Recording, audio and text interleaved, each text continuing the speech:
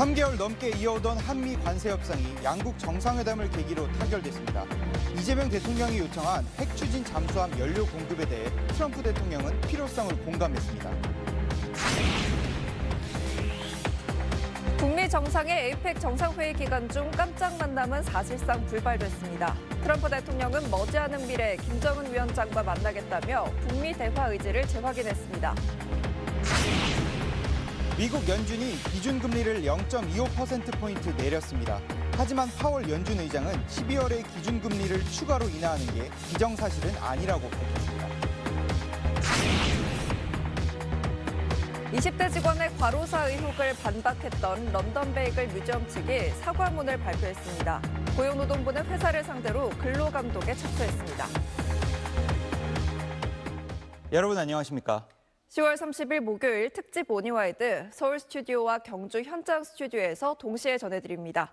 어제 트럼프 대통령이 한국을 찾아 한미 정상회담이 열리면서 지난 3개월 동안 교착 상태에 빠졌던 한미 관세 협상이 타결됐습니다. 우리 정부가 약속한 3,500억 달러 규모의 대미 투자액 가운데 2천억 달러를 현금 투자하되 연간 200억 달러의 상한선을 두기로 했습니다. 첫 소식 박예린 기자입니다. 한미 정상회담이 끝나고 2시간 40분 정도 지난 어제 저녁 6시 50분쯤.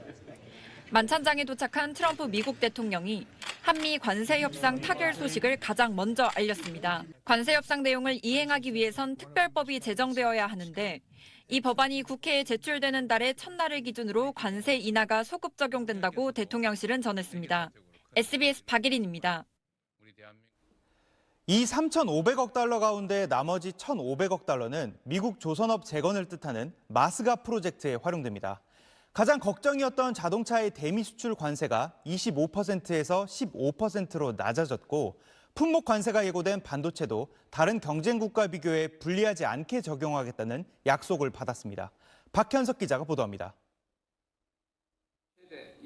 현금 2천억 달러 투자와 별개로 정부는 미국 조선업 재건 마스카 프로젝트에 1,500억 달러를 투자한다고 밝혔습니다. 현금 투자 방식보다는 국내외 은행을 통한 대출과 보증이 주가 될 걸로 보입니다. 현금 2천억 달러 역시 추가로 마스카 프로젝트에 투입될 수 있다고 밝혀 조선업 협력에 두 나라가 큰 비중을 두고 있다는 뜻을 내비쳤습니다.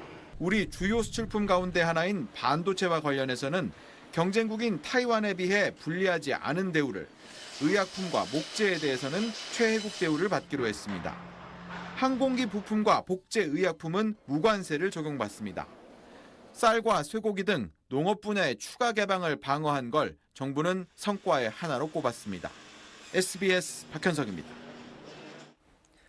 정상회담에서 이재명 대통령은 안보 문제를 중점적으로 언급했습니다. 특히 한미 원자력 협정 탓에 우리나라에서 사용이 금지된 핵 추진 잠수함 연료를 공급받을 수 있도록 결단해달라고 요청했는데요. 트럼프 대통령은 여기에 공감했고 양국은 후속 협의 절차에 들어갈 계획입니다. 강민우 기자입니다. 이재명 대통령은 한미 정상회담 모두 발언에서 북한 김정은 국무위원장과 방위비 증액 등의 이야기를 언급하다 이런 말을 꺼냈습니다. 이 대통령은 또 사용 후 핵 연료 재처리나 우라늄 농축 부분에서도 실질적 협의가 진척되도록 지시해달라고 트럼프 대통령에게 당부했습니다. SBS 강민우입니다. 백악관은 우리가 미국 측에 투자하기로 한 부분을 특히 강조하며 굳건한 동맹을 다시 확인했다고 평가했습니다. 미 국방장관은 한국이 전시작전 통제권 전환을 추진하는 게 훌륭한 일이라고 밝혔습니다. 워싱턴 김용태 특파원이 보도합니다. 백악관은 트럼프 대통령이 한국 국빈 방문 기간에 수십억 달러의 거래를 더 성사시켰다는 제목으로 자료를 공개했습니다. 먼저 대한항공은 약 51조 원 규모로 보잉사 항공기 103대를 구입하기로 했고 LS그룹은 4조 원 이상을 투자해 미국의 전력망 인프라를 강화하기로 했다고 밝혔습니다. 이런 가운데 헤그세스 미 국방장관은 이재명 정부가 전시작전 통제권 전환을 추진하는 것에 대해 훌륭한 일이라고 언급했습니다. 헤그세스 장관이 전자권 전환에 명확한 지지를 밝힌 것은 이번이 처음입니다. 헤그세스 장관은 한국이 더 주도적인 역할을 해야 한다고 강조했는데 미국 부담을 줄여나가는 미국 우선주의 안보 정책과 같은 맥락으로 풀이됩니다. 워싱턴에서 SBS 김용태입니다.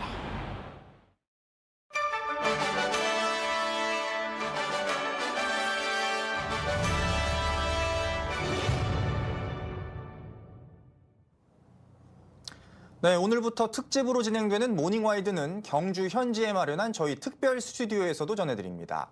오늘 미중 정상회담, 내일부터 이틀간 이어지는 본행사격의 정상회의까지 에이펙의 현장 소식들을 생생하게 전달하겠습니다. 오늘 시진핑 중국 국가주석이 11년 만에 우리나라를 찾아서 트럼프 미국 대통령과 정상회담을 합니다. 미중 무역 갈등이 일단은 봉합 수순을 밟고 있는 가운데 오늘 회담에서 어느 정도의 범위와 깊이로 협상이 타결될지가 관건입니다. 베이징에서 한상우 특파원입니다. 도널드 트럼프 미 대통령과 시진핑 중국 국가주석이 오늘 만납니다. 지난 2019년 6월 일본 G20 정상회의 이후 6년 4개월 만의 만남입니다. 이번 회담은 양국 무역 분쟁 해결에 중요한 분기점이 될 전망입니다. 네, 다시 서울 스튜디오입니다. 미국 연준이 간밤의 예상대로 기준금리를 0.25%포인트 내렸습니다. 연준은 대폭 인하를 바라는 트럼프 대통령 측 요구는 받아들일 수 없다고 선을 그었는데 이에 따라 12월 추가 금리 인하는 어려울 수 있습니다. 뉴욕에서 김범주 특파원입니다. 미국 중앙은행 연준이 기준금리를 0.25%포인트 인하했습니다. 이렇게 되면서 미국 기준금리는 3.85% 선까지 내려오면서 2.5%인 우리나라 기준금리보다 1.3%포인트 이상 높은 수준을 유지했습니다. 트럼프 대통령도 내년 6월까지 임기인 파월 의장 후임으로 자신의 측근을 올해 안에 지명해서 힘 빼기에 나설 전망이어서 금리를 둘러싼 갈등은 한동안 계속될 전망입니다. 뉴욕에서 SBS 김범주입니다. 20대 직원의 과로사 의혹을 반박했던 유명 빵집 런던 베이글 뮤지엄 측이 사과문을 발표했습니다. 불매운동까지 거론되며 여론이 나빠진 데 따른 조치로 보이는데 고용노동부는 런던 베이글을 상대로 근로감독에 착수했습니다. 유덕기 기자입니다. 런던 베이글 뮤지엄이 대표이사 명의로 SNS에 올린 사과문입니다. 국회 국정감사에선 최민희 과방위원장의 딸 결혼식이 국감 기간에 국회에서 열렸고 일부 피감기관 인사들이 축의금을 냈다는 논란을 두고 공방이 벌어졌습니다. 국민의힘은 최 위원장 사퇴를 요구했고 최 위원장은 축의금은 다 돌려줬고 물러날 뜻이 없다는 입장인 걸로 전해졌습니다. 김기태 기자입니다. 국회 과학기술정보방송통신위원회 국정감사. 국민의힘 의원들은 민주당 소속인 최민희 과방위원장의 자녀 결혼식이 국회 국감 기간에 국회 안에서 열렸고 일부 피감기관 인사들이 축의금도 냈다며 최 위원장에게 사퇴하라고 촉구했습니다. 국민의힘 미디어특위는 최 위원장이 권력형 갑질을 했다면서 민주당의 을 지키는 민생실천위원회에 최 위원장을 신고하기로 했습니다. SBS 김기태입니다. 오늘은 일교차 큰 전형적인 늦가을 날씨를 보이겠습니다. 현재 서울이 7.9도, 경주 3.4도, 대전 4.4도로 쌀쌀하게 시작하는데요.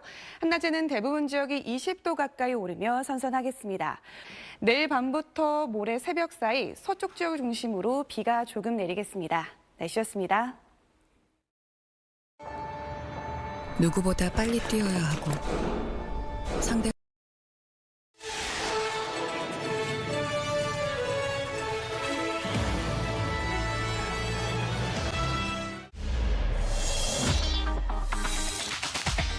이어서 에이펙 2025 특집 모닝와이드 2부가 방송됩니다.